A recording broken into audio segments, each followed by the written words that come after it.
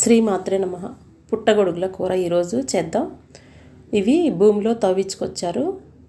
పుట్టలు ఉంటాయి కదా, వర్షాకాలము 2-3 రోజులు వారం రోజులు వర్షానికి భూమి బాగా పుట్టలు ఉన్న చోట అంటే చెద పురుగులతోటి బాగా జలజల్లాడుతుంది కదా భూమి, అట్లాంటి చోట ఇవి వస్తాయి.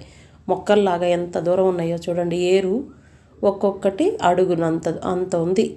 కట్ చేసాము, ఇంకా చాలా పొడవు ఉన్నాయి అవి. అదిగోండి చూడండి ఎంత పొడవును ఉన్నాయో. పైకి వచ్చేటప్పటికి చిన్నదిగా ఉంది. ఒక టైమే ఇది ఓపెన్ అయినాక 2-3 అవర్స్, తర్వాత తీసాక 2-3 అవర్స్ కన్నా ఉండవు, మళ్ళీ గొడుగుల్లాగా అయిపోతాయి ఇవన్నీ. అందుకే పుట్టగొడుగులు ఇవి. పుట్టకొక్కులు అంటారు, పుట్టగొడుగులు అంటారు మనకి.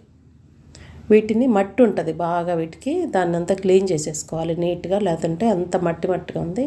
క్లీన్ చేసేసుకొని నీళ్ళల్లో కొంచెం ఉప్పు వేసుకొని నీళ్ళల్లో వేసుకుంటే అదంతా పోతుంది. ఏదన్నా ఉన్నా కూడా మనకి అందరూ పట్టుకొని వస్తారు కదా వర్షాకాలము. మొత్తం క్లీన్ చేసేసుకొని ఆ పొడవుగా ఉన్నాయి కదా తాళ్ళులాగా, అవి గట్టిగా ఉన్నాయి వరకు వేసేసుకోవచ్చు. ఇంకా డొల్లగా ఉంటుంది కొంత, అదే అవసరం లేదు. అది పెద్ద టేస్టే ఉండదు, చప్పగా ఉంటుంది. డొల్లగా ఉన్నదంతా వద్దు. ఇంకా కావాలంటే కొందరు వేసుకుంటారు. కావాల్సినంత ఉల్లిపాయ, టమాటా, కొంచెం గ్రేవీ కోసం ఎవరి అవసరానికి తగినట్టుగా, ఎవరి ఇష్టానికి తగినట్టుగా వేసుకుంటారు. మేమైతే ఈ విధంగా వేస్తాము. కొంచెం తక్కువే వేస్తాను.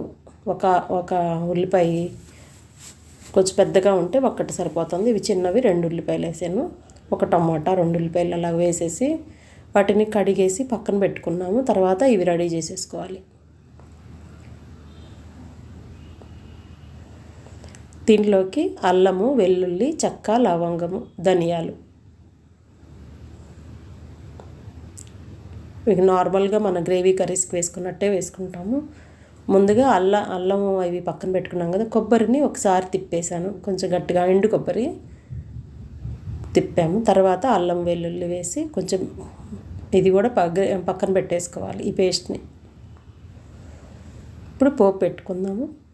పోపులో మామూలుగా గింజలు, ఆవాలు వేసేసుకొని అవి చిటపట్లాడాక ఉల్లిపాయ వేసేద్దాం.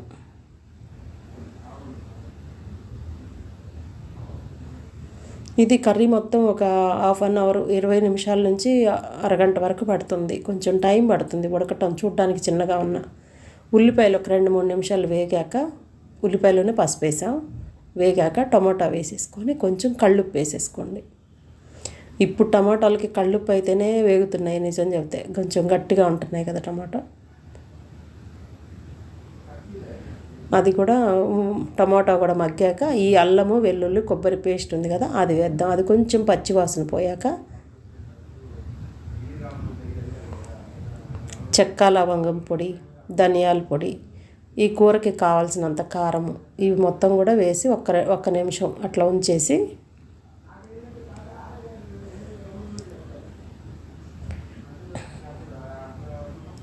చెక్క, లవంగం పొడి ఇది వేయించేసి చెక్క, లవంగం పొడి చేసుకున్నాం కదా అది.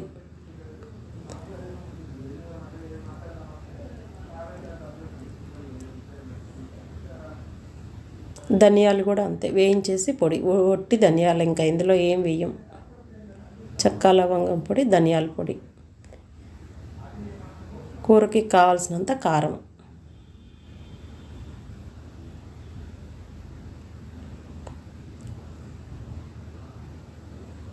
ఇది పచ్చికారం కదా, పచ్చికారం ఎప్పుడు కూడా ఇలాంటి కర్రీస్కి ఆయిల్లో కొంచెం వేగాలి. ఒక్క నిమిషమైనా వేగితే ఆ టేస్ట్ అంతా మారిపోద్ది. డైరెక్ట్గా కూరలో వేస్తే వేరేగా ఉంటుంది, ఇట్లా కూరలో వేస్తే బాగుంటుంది ఒక్క నిమిషమైనా. ఇప్పుడు ఈ కడిగి పెట్టేసుకున్నాం కదా పుట్టగొడుగులు, కడిగి కట్ చేసి పెట్టుకున్నాం, వాటిని కూడా వేసేసి ఈ మసాలాలు, ఉప్పు, కారము, పసుపు అన్నీ వేసి ఉన్నది కదా ఆ గ్రేవీలో 2 నిమిషాలు అలాగా మగ్గనివ్వాలి దాన్ని. ఇప్పుడు ఈ కూర స్పెషల్ ఏంటంటే గ్రేవీ కోసం మనం కొన్ని జీడిపప్పులు, కావాల్సినన్ని జీడిపప్పులు వేసుకొని పేస్ట్ చేసుకున్నాం. ఊరికే జీడిపప్పులు పచ్చి వేయించాల్సిన పని లేదు.